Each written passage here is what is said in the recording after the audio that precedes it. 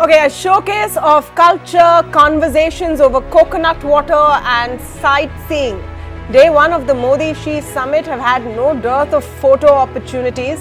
The visuals emerging out of Mahabalipuram today, in fact, belie the backdrop of Chinese statements on Kashmir that India has found unacceptable as early as Wednesday. A widening trade deficit that India needs to close and constant border disputes. The fact that this is an informal meeting has to some extent perhaps taken the pressure off both sides to end the summit with a concrete deliverable or statement. But there is much to talk about as well.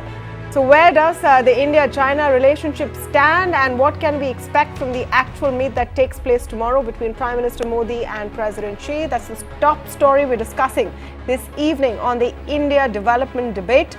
And to join me on talking about this beyond the photo ops, I'm speaking today with Nalin Suri, former ambassador to China and Poland, Tanvi Madan of the Brookings Institution, Sushant Sareen from ORF, and Richard Rosso from CSIS. Welcome to all of you, and thank you so much for speaking with us today. Ambassador Suri, let me come to you first on how you see the first leg of this meet.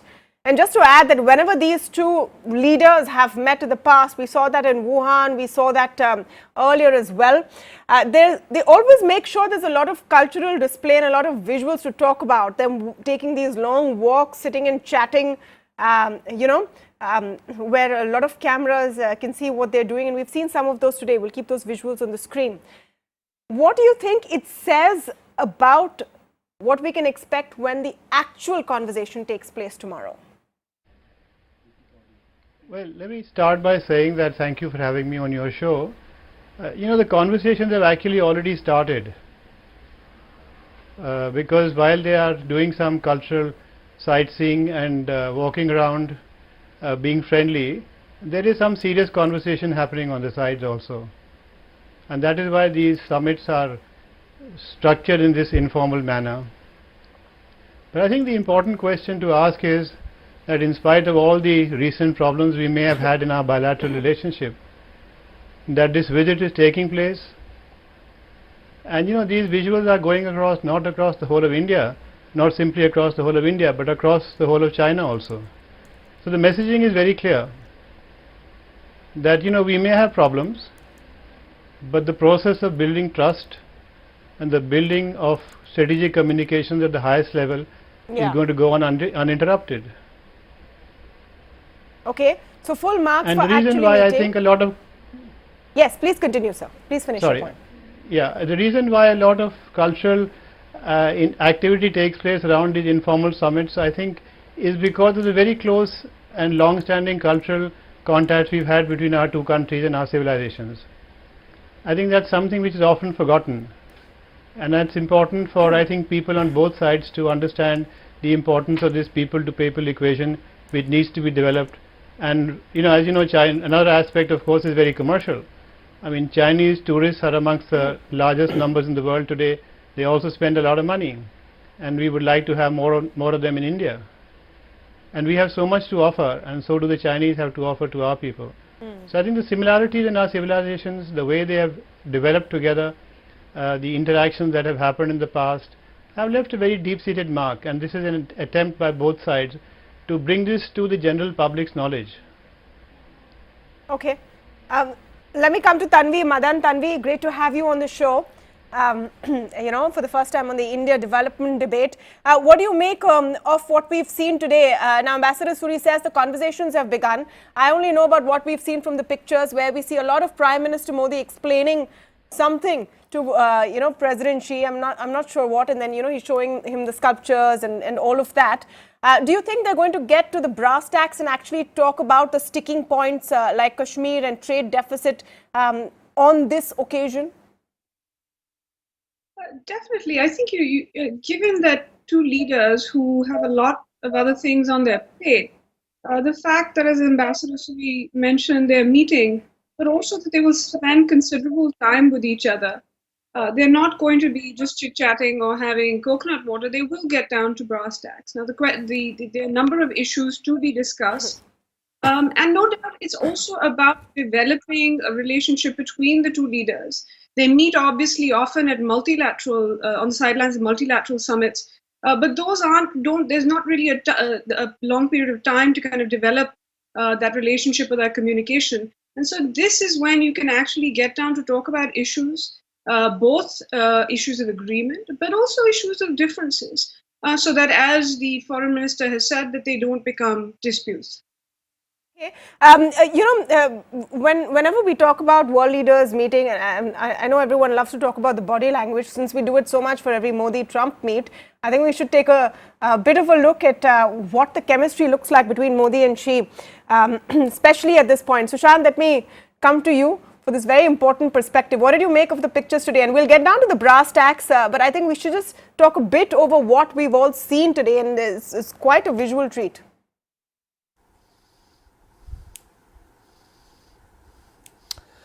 Look, you can look at the pictures any which way you want to, but the fact of the matter is, right from the time Xi Jinping came to India the first time, when Modi had become Prime Minister, to Wuhan, to today, the pictures have always been good.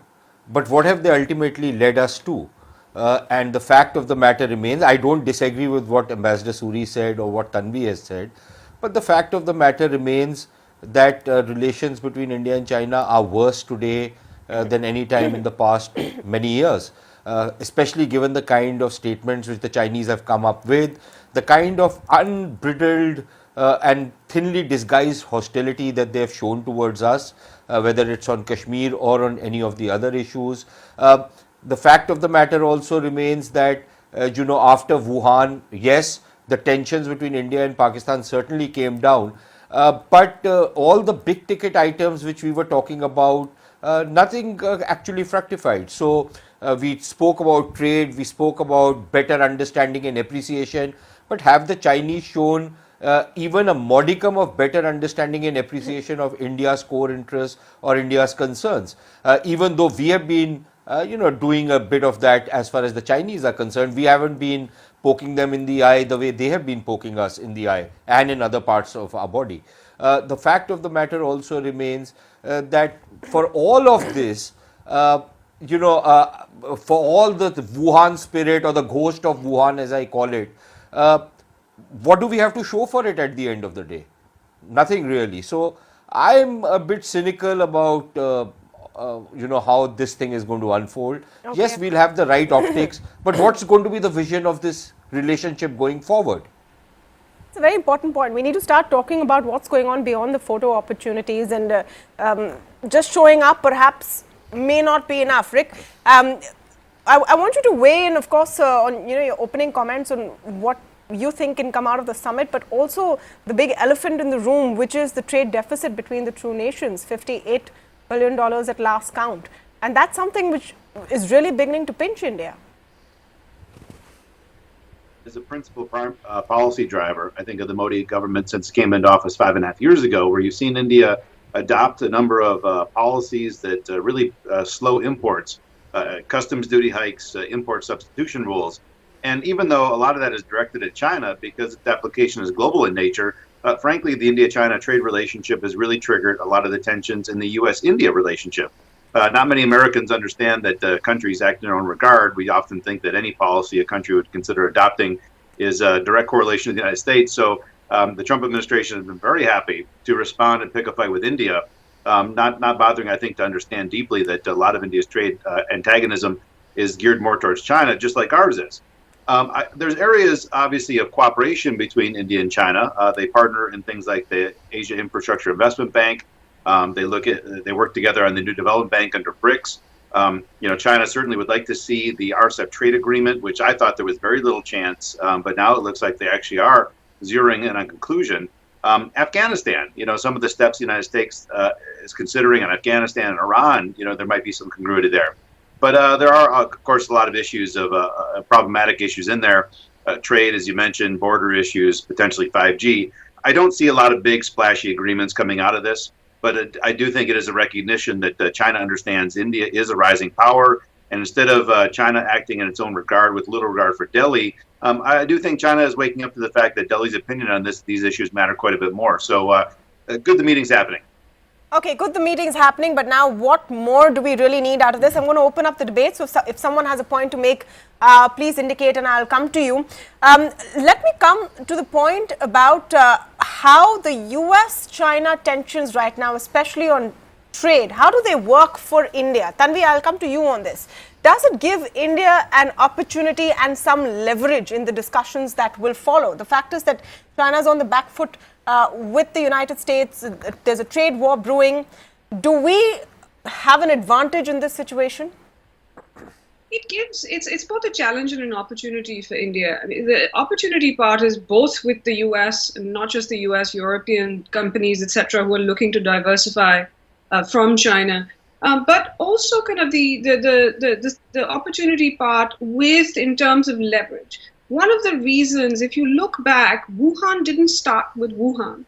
It started that summer before, even as the situation in Doklam was still tense. It started with the Astana and then the summit, and then at Xiamen, where the BRICS were meeting. But why after that did China come back to the table, not just with India, but Japan and even with Australia, where it has kind of conducted this outreach? It is because of the concern about the competition, not just the trade war, but the broader competition with the US. So it does give India leverage in the sense that both that India's partnership with the US is one reason why China wants to actually engage India, but also the fact that US-China tensions are actually leading China to come to the table and potentially put something on the table.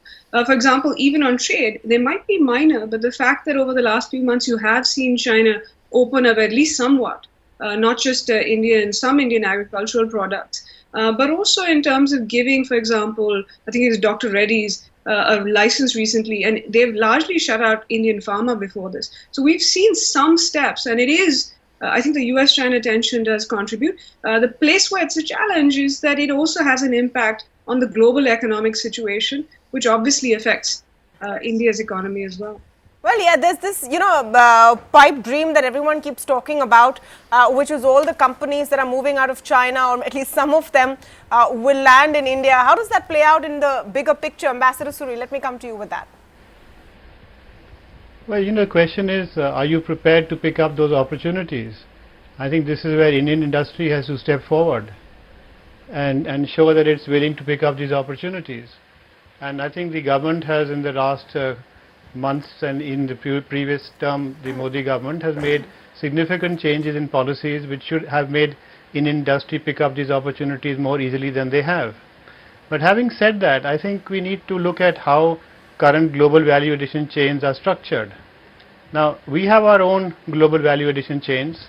We are not really structured the way the Chinese have in terms of their global value addition chains. Now, we can get over this hump rather quickly, but I think it's really for Indian industry to pick up the slack. And I really don't see too many signs that they're doing that. The Vietnamese and the Malaysians and the others have been much quicker on this.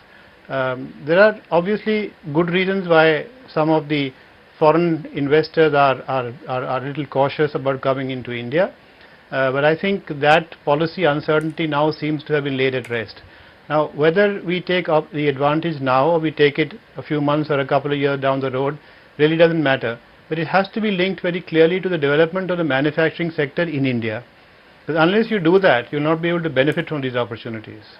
Absolutely. Now, Tanvi talked about pharma, and generic pharma is something that India wants to push into China, among other things. But there is a give and take there, Sushant, and it centers maybe a bit around Huawei. That's something the Chinese are very keen on, allowing Huawei to maybe participate in the 5G trials. That's going to be a sticky one, isn't it?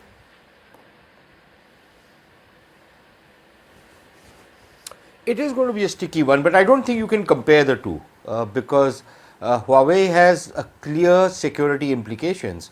Regardless of what they tell you that it's all very clean and hunky-dory, would you trust a Chinese telecom company or a Chinese infrastructure company handling critical infrastructure in India, given the kind of posturing and positioning which the Chinese have done on very important and very critical security and strategic matters concerning India?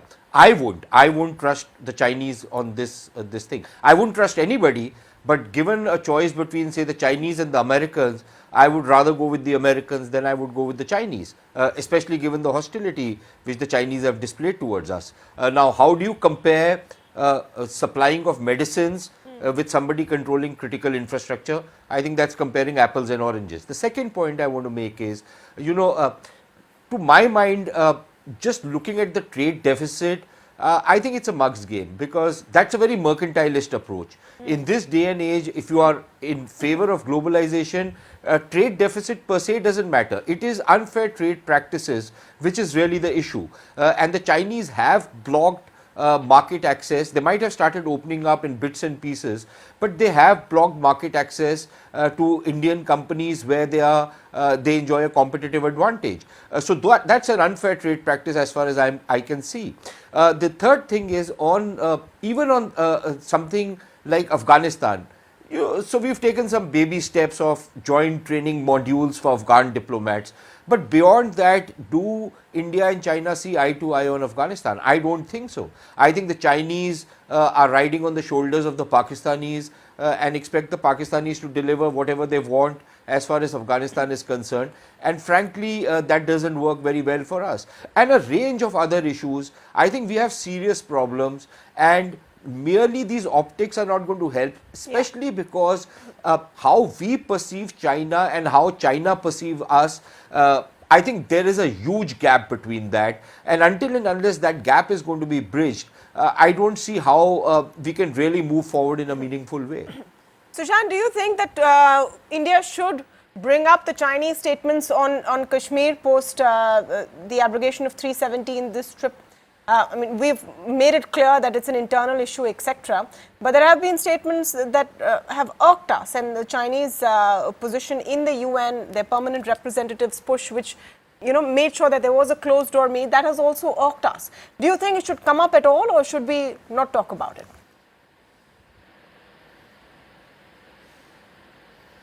No, clearly on Kashmir, for example, the Chinese have really shafted us and tried to shaft us every which way they can. What the Chinese have done with us is positively hostile, unfriendly act. And I'm not using very diplomatic terms, I'll leave that to Ambassador Suri. But the fact of the matter remains, in my book, it was very clear hostility that the Chinese showed towards us. And they not only tilted, but they shifted the entire balance with their Pakistani friends. And that doesn't work well for us. Now, whether this should come up, whether this should be a matter of discussion between the two principals, I think that's a tricky one, because as you say, at one level we say that this is an internal matter, the Chinese don't need to enter into this. But on the other hand, if the Chinese were to raise this issue, then certainly I think we can tell them where they need to start getting off and where they need to start taking care of our core interests if they want this relationship to develop any degree of trust. Otherwise, we will do what we have to do, which we will do in any case. But the fact of the matter remains that why I think it's going to be a little tricky is that if we bring it up on our own, then in a sense we open the door for the Chinese to start walking into this issue, and we don't want that to happen. But perhaps we could discuss, when we are discussing the boundary question, perhaps during that we could tell the Chinese that look, whatever steps we took did not change the outer boundaries. It wasn't as though the erstwhile state of Jammu and Kashmir was negotiating the boundary question with the Chinese. That negotiation was still being done by the government of India. It will continue to be done by the government of India. The LSE hasn't changed. So what the hell are the Chinese getting so excited about? Yeah, and let me go to Ambassador Suri for the diplomatic version of that. No, I won't give you a diplomatic version of anything. Okay. But I think let me take on the argument which Sushant has presented. Look, there are two ways of looking, two aspects of this question. First, should we raise the issue with Xi Jinping? The answer is no. We shouldn't. If he raises it, we can discuss the subject in considerable detail. But we have to bear in mind that when we took the steps that we took on Kashmir, we should have expected, and I'm sure the Foreign Office expected, this kind of reaction from the international community, including from the Chinese. Now the Chinese know, and we made it clear to them in the past, that they are part of the problem in Kashmir. The problem is the Indian media had never articulated this. The fact is that Kashmir is not simply an India-Pakistan problem. The resolution of Kashmir also involves China, not simply because of Aksai Chin, but also because of the parts illegally ceded by China to Pakistan, by Pakistan to China in 1963. So, and we have a disputed border with China in Jammu and Kashmir. We also have a disputed line of actual control with them. So, you cannot take steps which affect the status of Jammu and Kashmir in the context of the Indian constitution and expect the Chinese not to react. But yes, it's an internal matter, and if they raise it, we'll certainly discuss it with them. And as Sushant rightly said, we are already discussing the J&K China border with the Chinese as part of our border discussions. But I think what has happened is, the reason I think they have got so uptight about the whole process is because it came as a bit of a shock to them, just as it came as a bit of a shock to everybody. Now, I think the implications, if you're sitting in Beijing, of the steps taken by Delhi are quite different from the implications when you look at it from Delhi's point of view. So I think you have to bear this in mind when you react to other countries reacting to the steps that you take. For me, frankly, the Chinese reaction was anticipated, and I'm sure the Foreign Office had anticipated it. And the only surprising thing to me was that that it was not just China which, in the informal consultation in the Security Council, tried to have the issue publicized. There was one more permanent member which tried. But the Chinese would have got the message that 13 of the 15 members were opposed or did not support their stand. So, I think that must have been an eye-opener for the Chinese. so I don't think I'm being diplomatic, but I think you have to bear in mind that you have to look at issues such as these in a very cold-blooded manner. yeah, no, Not in an emotional manner. No, fair enough. It was just on a lighter note that I was saying that. Tanvi, you want to come in on this aspect of the debate? Should we talk to them about it or not? This point about not kind of getting emotional, I don't think it would have been unexpected at all that they would have reacted the same way. After all, they also backed Pakistan to the hilt after Pulwama and Balakot. I think there are ways to signal disapproval, or that doesn't have to be tit for tat. The upgrading of the Quad sends a signal. Holding exercises in Arunachal sends a signal. Having kind of the most complex Malabar exercise as we speak off the coast of Japan sends a signal. That kind of stuff sends a signal that you don't have to respond in terms of kind of going back and kind of publicly also starting to either tweet at them or issue statements. They know where India stands, and I think that's why you've seen the kind of foreign ministry say what it did. But I don't think this is where there's a question of kind of letting action speak sometimes louder than words. Rick, do you want to come in on this? Do you think that Kashmir will dominate this meet at all, or is it now being looked at on a different front? And we're seeing all of this bonhomie and these lovely pictures between these two leaders. One doesn't know what they're going to talk about tomorrow, but one gets a sense it's more important what they leave out of that conversation than what they bring in. Yeah, I don't think Kashmir dominates the conversation. There's a lot of other issues that have bigger political implications between the two directly, bigger issues that have bigger economic implications between the two. So again, India considers it an internal matter, so I don't think it'll be right and appropriate to raise it proactively. But I'm sure that Prime Minister Modi has got some messages in his pocket for if and when President Xi does raise it. But for a domestic issue, it would also be very strange for President Xi to talk about domestic issues like Xinjiang and bring that up proactively in front of Prime Minister Modi. So I suspect they'll have a response ready if it comes up, but don't bring it up proactively from the Indian side, and be ready to engage on a lot of other issues that have a lot deeper implications, I think, for how the relationship is headed.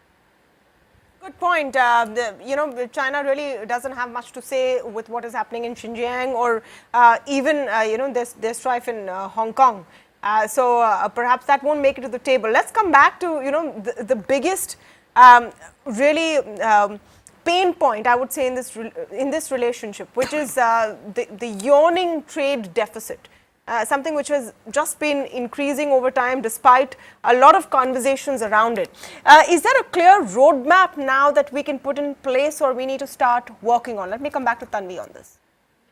I think we have to look at kind of what constitutes the trade deficit. Going back to Sushant's point, It can't just be about the deficit, because to some extent these are inputs that Indian industry needs. So unless you start producing it domestically, India is going to continue to import a certain amount of goods. And so the question is, what can you export to them? And so that's where they're kind of seeking market access and using the fact as leverage that China actually wants into the Indian market, both not just through kind of discussions about RCEP, but for example, Chinese technology companies. Now you have to have a broader conversation about the security aspects, etc.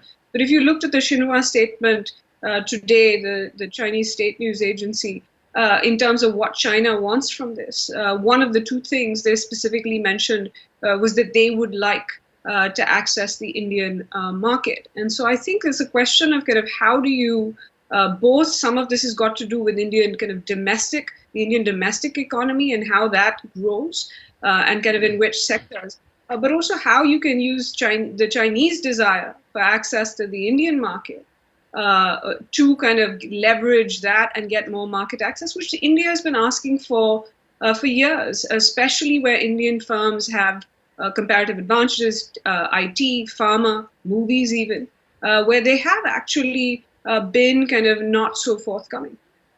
Okay, Rick, where do you see the space for some further movement as far as India is concerned, from India's perspective, on that trade deficit? And the question I asked before, and I didn't come to you on that, do you think that the tensions with the United States and the pressure that the Chinese are feeling from Donald Trump right now may play to an advantage for India? Yeah, India, the world is India's to take right now. As previous speakers have talked about, the American companies are starting to settle in that this is not a one-off trade fight. There is no deal that's going to broach these huge differences between our industrial policies between the two. Simple things like, what's happening this week with, China protesting over one owner of a basketball team, where China is canceling commercial contracts with the Basketball Association here over that.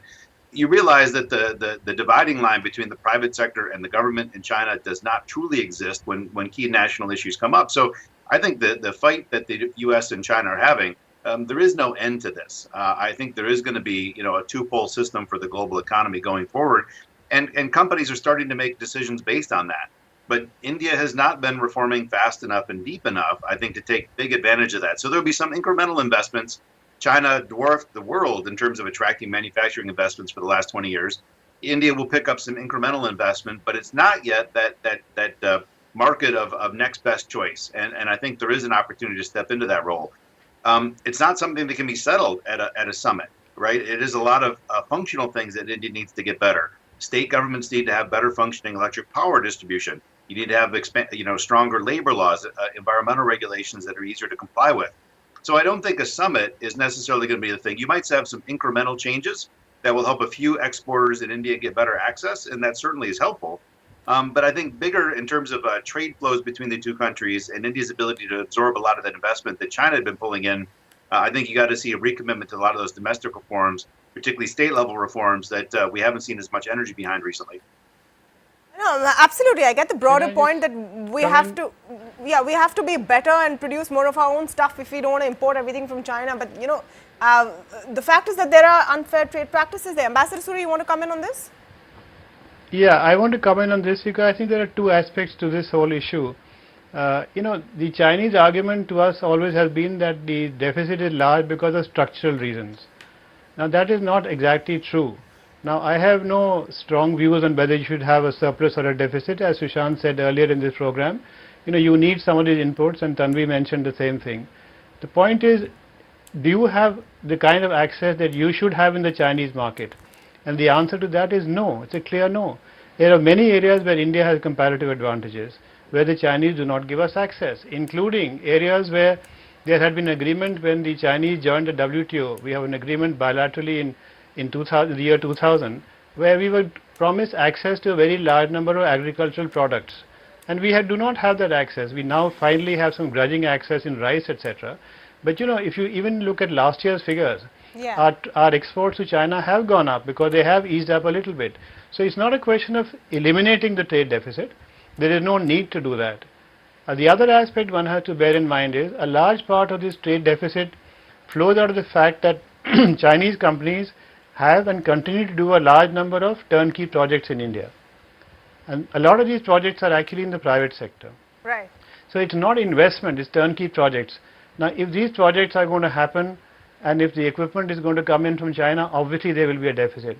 But the point that the Chinese have to understand, and this is being said to them, I believe, at the government level for many years now, that they have to give us the access where we have comparative advantages. A level playing field. And this is not just pharma, it's in auto ancillaries, it's in chemicals, it's in a whole host of agricultural products. And I know we tried this ourselves, for instance, it took us a long time to get the import of mangoes from India into China. So there is so much more that can be done and they must do. Well, let's hope. And somehow they seem to be very reluctant to do that because they seem to believe that, they need to make only incremental changes, but that's not good enough anymore. Oh, absolutely. And the reason why I say that, I just want to add a simple statistic, which might just throw some perspective. The trade deficit that we have with China is almost the size of the Chinese commitment on the CPEC. Okay. And this deficit is almost annual. I know Sushant must respond, but I've run out of time. Some very important points here. And I end with the takeaway that Ambassador Suri gave us, that incremental steps will no longer do. Let's hope something more comes out of this. And while, we love those wonderful visuals of two leaders speaking while sipping coconut water, there's much more that needs to be done on this front. Thank you so much to all of you for joining us on Debate 1. When we come back, we're talking about the big fight that small retailers and e-commerce giants are having right now, and the venue is the Commerce Ministry. Small retailers say that these giants are wiping them out with deep discounts and predatory pricing. Is that really the case, or are they just not able to compete? That debate coming up next.